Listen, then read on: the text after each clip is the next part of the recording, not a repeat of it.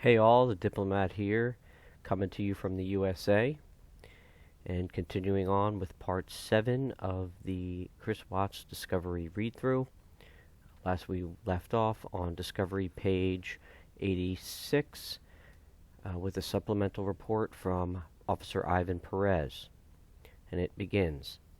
On August 14, 2018, at approximately 11:45 hours, I dispatched to 2825 Saratoga Trail regarding 3 missing people. I arrived at the Frederick Police Department and was debriefed on the situation. I was told by Commander Egan I would be assisting a team of search and rescue dogs in trying to find a direction of travel from the 3 missing people, Shanann, Bella, and Celeste. I arrived at the address with 3 search and rescue dogs. 2 of the dogs were from Search and Rescue Dogs of the United States, and the 2 handlers were Jeff Hebert and Jane Majewski.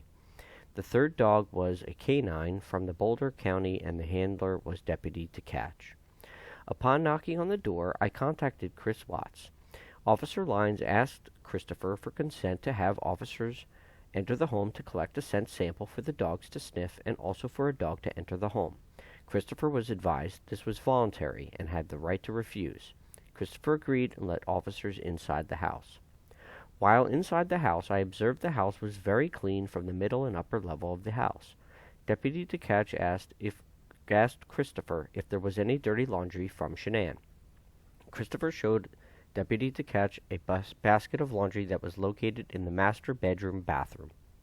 Christopher advised his clothes were also mixed with Shanann's clothes, so Deputy Tkach was not able to use any of the dirty laundry. Christopher advised Deputy Tkach that all of the dirty laundry that belonged to Bella and Celeste he had picked up and put in a dirty laundry basket. Christopher advised he made both Bella's and Celeste's beds and had touched the covers and pillows. Christopher advised the most recent pair of shoes that Bella and Celeste wore were from a pool party they went to on Saturday. Christopher advised Bella and Celeste wore the shoes home from the pool party. The shoes were located just outside the back patio on a chair. Boulder County Canine Deputy Tkach took a scent sample from shoes that belonged to Bella and Celeste. Deputy Tkach took a scent sample from a pair of sandals that belonged to Shanann. I asked Christopher if Shanann usually goes out on hikes, and Christopher stated, "We've never been on a hike." So just real interesting here is he did get his hands into everything. So he basically disturbed a crime scene, right? I imagine his cleaning obviously was purposeful. I just don't know if he intended to disrupt the dogs by touching everything. But it'd be very interesting to know, because those shoes that he had out back, I wonder if he missed them. And I'm glad they were there. When going back inside the house with the rescue dog and Jane, a news reporter and neighbor were inside the home and asked to step outside so the dog would not be confused with all of the scents inside the home. One of the rescue dogs and Jane entered the home, and Christopher chose to step outside to do an interview with the news reporter. I stayed outside with Christopher and advised him on several occasions he was allowed inside the home if he wished to go inside. Christopher stated he understood and still chose to stay outside with the news reporter. Video and audio was recorded and will be added to the case file. Officer Lyons stayed with the rescue dog and Jane inside the house. Officer Lyons told me to ask Christopher what Bella and Celeste were wearing on Sunday night, Monday morning. Christopher advised Bella and Celeste wear pajamas to bed and usually wear long dress-style pajamas. Christopher advised he did not know exactly which ones Bella or Celeste were wearing that night. That is interesting. He's the one that put them to bed, right? He's pretty involved father. He knows what they wear, what they normally wear. Even says long dress style. Yet he says he doesn't know what they had that night, what they were wearing. Comment if you have any additional thoughts or information on that. I'm very interested to hear. Officer Lyons stated that Jane requested a different dog enter the home. Jane stepped outside the home with the rescue dog, and Jeff went inside the home with a different dog. Christopher was asked again if he consented to have the dog enter the home.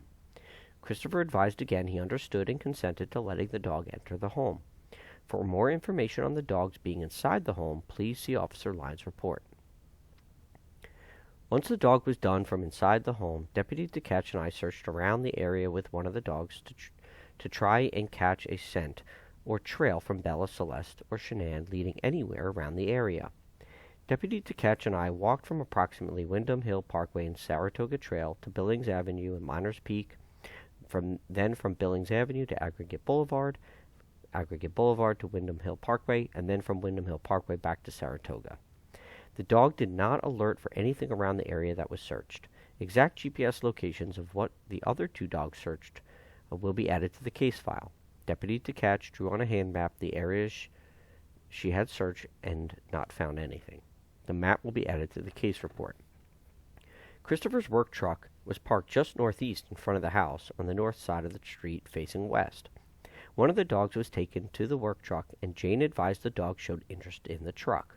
Jane stated the dog did not alert for any human remains inside the vehicle, but the dog caught the scent of one of the three missing parties.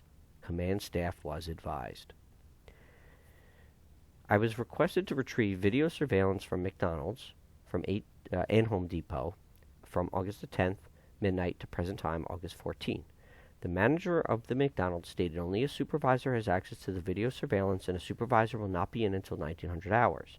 A flash drive was left with the manager. Upon arrival at the Home Depot, I spoke to the manager, who informed me he did not have access to the video surveillance at this store. The manager stated he would have to request the video footage to the store that has access. I left a business card containing the case number and date and time of video surveillance that was needed. The manager advised he should hear back within a few days, and that the store will contact me once the video is ready. Wow, a few days, huh? Maybe if they hadn't had so much other information, they would have said a few days isn't good enough.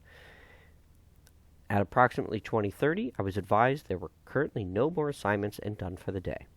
On August 14, at approximately 2300 hours, Sergeant Bakes called me to come back to work and watch the house. At approximately 0:30 hours, I arrived at 2825 Saratoga Trail and parked in front of the house.